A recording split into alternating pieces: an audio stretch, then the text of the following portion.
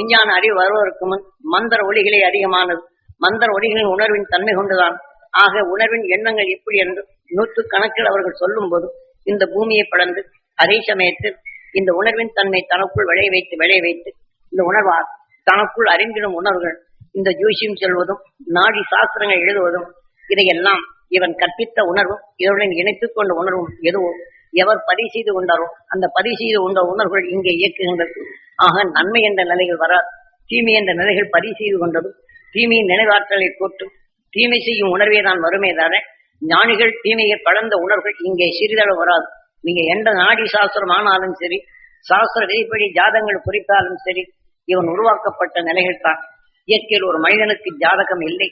ஜாதகம் கவனிப்பதை மனிதன் எண்ணத்தில் ஆக விண்ணுலக நிலைகளை உயிரின் உணர்வின் தன்மையை ஆக தீமையை பழந்திடும் உணர்வு பெற்ற மனிதன் தீமையை பழந்து உணர்வின் தன்மையை உண்மையில் உயிரிய ஒளியாக ஆவதுதான் உண்மையான ஜாதகம். ஆக இவர்கள் சொன்னதுவாறு ஆக இவர்கள் எதை கூட்டி கழித்து உணர்வின் எண்ணங்களை பதிவு செய்தார்களோ அந்த பதிவின் நிலைகளை நாம் தலவீதியாக வைத்து அதனை மீண்டும் விதியாக மாற்றி அதன் வழிகளிலே தான் நாம் வருகின்றோம்.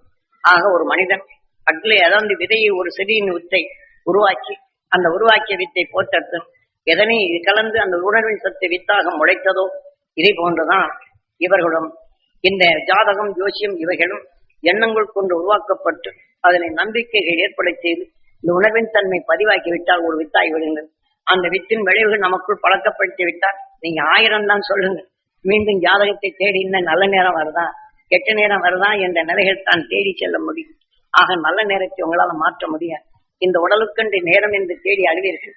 பரிந்து உணர்வு ஆசை ஓங்கிக் கொண்டிருக்கும். அதை நிறைவேறவில்லை என்றால் வேதனைகள் கூடிக்கொண்டிருக்கும்.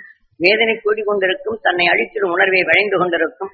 பின் அதனின் நிலைகள் மனித உறவை சீர்குலைத்து விட வேண்டிய நிலைகள் தான் வரும்.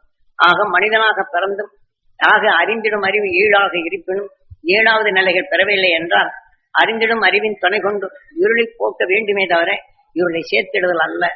ஆக 7வது அறிவின் தன்மை கொண்டு பொருளை காணுகின்றோம். மனிதனா பொருளை கண்ட பின் இருளை நீக்கிட வேண்டும். ஆக மனிதனான நாம் உணவாக உட்கொள்ளும் உணவுக்குள் நஞ்சினை பழக்கின்றது. ஆக நல்ல உணர்வை உணவாக மாற்றுகின்றது. ஆக நல்ல உணர்வின் தன்மை கொண்டு அறிந்திடும் அறிவு வருகின்றது. அந்த அறிந்திடும் அறிவு கொண்டு நாம் நுகர்ந்திட்ட உணர்வுக்குள் இருக்கும் இருளை பழந்திடல் வேண்டும்.